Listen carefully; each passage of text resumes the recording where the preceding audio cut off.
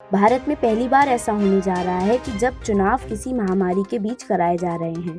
बिहार में अब चुनाव आने को हैं, जिसके चलते इलेक्शन कमीशन को कई बड़ी चुनौतियों का सामना करना पड़ेगा। इसके बारे में भारत के मुख्य चुनाव आयुक्त सुनील अरोड़ा का कहना है कि वायरस के संक्रमण को रोकने के लिए कई प्रकार के दिशा निर्देश जारी किए गए हैं और महामारी में चुनाव की सुविधा के लिए चुनावी प्रतिक्रिया को भी उसी के अनुसार किया जाना चाहिए।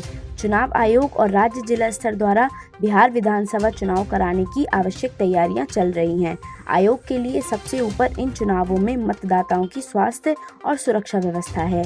इस बार चुनाव की प्रतिक्रिया के दौरान सभी नियमों का पालन किया जाएगा और सभी को चुनाव के दौरान ये सुनिश्चित करना होगा कि मास्क, सैनिटाइजर, दस्ताने और सोशल डिस्टेंसिंग का पालन किया जा सके। इसी के चलते चुनाव के दौरान स्वच्छता पर भी विशेष ध्यान दिया जाएगा। चुनाव को महामारी के दौरान अच्छे से कराए जाने के लिए सरकार ने कुछ विशेष कदम उठाए हैं, जिस पर इलेक्शन कमीशन ने कहा है कि चुनाव के दौरान सोशल डिस्टेंसिंग का पालन करने के लिए पोलिंग स्टेशन पर मैक्सिमम 1000 व्यक्ति मौजूद रहेंगे। इससे पहले यह संख्या 1500 थी। चुनाव में मतदान केंद्रों के साथ अतिरिक्त मतदान कर्मियों, अधिकारियों और वाहनों आदि संबंधित आवश्यकता को भी बेहतर करने पर काम किया जाएगा और साथ ही क्षेत्र के अधिकारियों को चुनाव प्रतिक्रिया के साथ कोविड-19 के प्रबंध के लिए निर्देशों पर भी ध्यान देना आवश्यक होगा।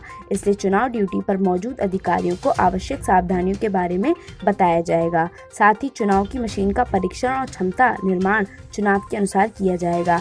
India international institute of democracy एवं इलेक्शन मैनेजमेंट ने बिहार चुनाव के लिए विभिन्न पहलुओं पर राज्य स्तरीय मास्टर ट्रेनर और रिटर्निंग अधिकारियों को नियुक्त किया है। पोस्टल बैलेट की सुविधा 80 साल से अधिक उम्र के वृद्धों को दी जाएगी। यह थी चुनाव प्रतिक्रिया से जुड़ी कुछ बातें।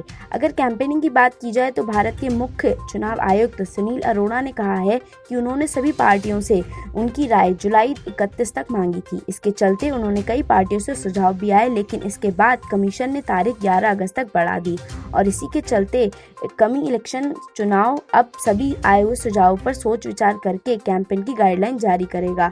हालांकि अभी तक कमीशन द्वारा कोई भी कैंपेन का तरीका सुनिश्चित नहीं किया गया है, लेकिन इस बार डिजिटल प्लेटफॉर्म का इस्तेमाल बिहार चुनाव में किया जाएगा, जिसके चलते पार्टी अपना कैंपेन डिजिटली करती हुई नजर आएगी, जिसमें SMS, सोशल मीडिया, टीवी पर एडवर्टाइजिंग, FM और community radio, national voter service portal और वोटर हेल्पलाइन ऐप का इस्तेमाल किया जाएगा। कोरोना वायरस के चलते देश में पहली बार चुनाव होने जा रहे हैं। अब देखना यह है कि बिहार में चुनाव किस तरीके से आयोजित किए जाएंगे। इलेक्शन कमीशन चुनाव के लिए अपनी गाइडलाइंस दे चुका है, लेकिन अभी कैंपेन से जुड़ी गाइडलाइन आना बाकी है।